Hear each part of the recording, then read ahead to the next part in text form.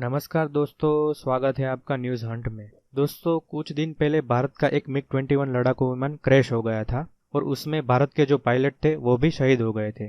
ये पहली घटना नहीं है।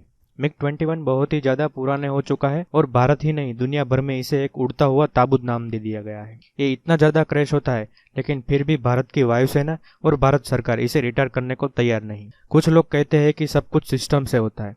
ऐसा नहीं होता है, लड़ाकू विमान तो क्रैश होते ही रहते हैं। तो दोस्तों, हुआ ये है कि आज ही खबर आई है, वो भी चीनी मीडिया की तरफ से, कि चीन एक बड़े घोर संकट में फंस चुका है और ये संकट है पायलट का। दरअसल चीन इस समय 2 एयरक्राफ्ट कैरियर तैयार कर चुका है और तीसरा लगभग तैयार होने की कगार पर, और हर एक कैरियर पे करीबन 30 से लेकर 50 लड़ाकू विमान उतारे जा सकते हैं, 10 से लेकर 15 हेलीकॉप्टर और करीबन 5 से लेकर 7 अन्य तरीके के विमान उतारे जा सकते हैं। यानी कि हर एक कैरियर पे 50 से लेकर 70 विमान और हेलीकॉप्टर उतारे जा सकते हैं। अब इन्हें उड़ाने के लिए हर एक जेट में करीबन 2 पायलट की जरूरत पड़ती है, लेकिन यहाँ पर 4 रखे जाते हैं ताकि वो शिफ्ट में काम कर सके, क्योंकि हर एक पायलट 24 घंटे तो काम कर नहीं सकता। इसके अलावा कोई पायलट अगर छुट्टी पर चला गया और किसी को इंजरी हो गई तो वो भी उड़ा नहीं सकता, तो इसीलिए रिजर्व में भी पायलट रखने पड़ते हैं। तो यानी कि ओवरऑल चीन को हर वक्त करीबन 500 से ज़्यादा एयर कैरियर के लिए पायलट की ज़रूरत होती है। इसके अलावा ये भी बता दूं कि नौसेना के जो पायलट होते हैं ना, वो वायुसेना से भी बेहतरीन पायलट माना जाता है।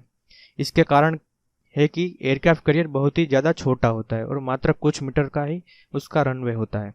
पायलट को समुद्र के बीचों बीच उस कैरियर पर, जिसका कुछ ही मिनट का रनवे है, उस पर जेट उतारना होता है। एक छोटी सी चूक भी पूरे लड़ाकू विमान को समुद्र में डुबा सकती है, इसीलिए सर्वश्रेष्ठ पायलट ही तैनात होते हैं। तो अब हुआ ये है कि चीन कैरियर तो बना चुका है, मुसीबत ये हो गई है कि उसके पास पायलट ही नहीं है। जी हाँ, आप देखिए, चीन मीडिया खुद कह रही है कि करीबन 200 से ज़्यादा पायलट की कमी है और इसके लिए चीन के पास कैरियर होते हुए भी वो फुल्ली फंक्शनल काम नहीं कर पा रहे हैं। इतना ही नहीं, उससे बड़ी मुसीबत चीन के लिए ये है कि उसके पास ट्रेनर एयरक्राफ्ट भी मौजूद नहीं है, जिसमें कि वो अपने पायलट को इन एयरक्राफ्ट के हिसाब से ट्रेन कर सके। और इसके लिए कहा जा रहा है कि चीन को अब सबसे पहले तो ऐसे ट्रेनर विमान बनाने पड़ेंगे जिससे कि वो ट्रेनिंग दे सके, और उसके बाद कम से कम 2 से लेकर 3 साल की स्पेशल ट्रेनिंग होगी, तब जाकर चीन के पास पायलट आएंगे। इससे आप समझ सकते हैं कि सर्वश्रेष्ठ पायलट को तैयार करने में कितना ज़्यादा टाइम, कितने ज़्यादा एफर्ट और कितने ज़्यादा पैसा लगता है। और कई बार तो ये देखा गया है कि किसी भी देश के पास भरपूर पैसा होता है, ज़बरदस्त संपत्ति होती है, लेकिन फिर भी वो अच्छे पायलट तैयार नहीं कर पाता। उसके जो बेहतरीन लड़ाकू विमान है वो खड़े खड़े सड़ जाते हैं, जैसा कि चीन के साथ हो रहा है। उन्होंने $2 अरब से एक एयरक्राफ्ट कैरियर तैयार किया, उसके बाद कम से कम $5 बिलियन लगाकर उस पर हथियार लगाए, उस पर बेहतरीन लड़ाकू विमान तैयार करे, लेकिन सब धरे के धरे रह गए, क्योंकि उनके पास बेहतरीन पायलट ही नहीं है जो उसको उड़ा सके।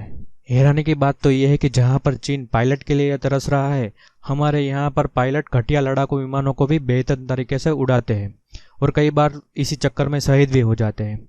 और इसीलिए समय की मांग ये है कि भारत तुरंत जितने भी मिग-21 बाइसन है सारे के सारे को रिटायर करे। उनकी जगह पर बेहतरीन और महंगे लड़ाकू विमान नहीं खरीद सकता तो कोई बात नहीं, कम से कम मीडियम क्वालिटी के लड़ाकू विमान ही ले आओ। हमारे बेचारे पायलट तो उन्हें भी बेहतर तरीके से उड़ाकर अपना काम निकाल लेंगे, कम से कम उनकी जान तो बची रह जाएगी। हालांकि पर इस पूरे मामले पर आपका क्या मानना है, कमेंट करके ज़रूर बताएं और इस वीडियो को अपने फैमिली और फ्रेंड के साथ ज़रूर शेयर कीजिए और चैनल को लाइक और सब्सक्राइब करना ना भूलें। धन्यवाद।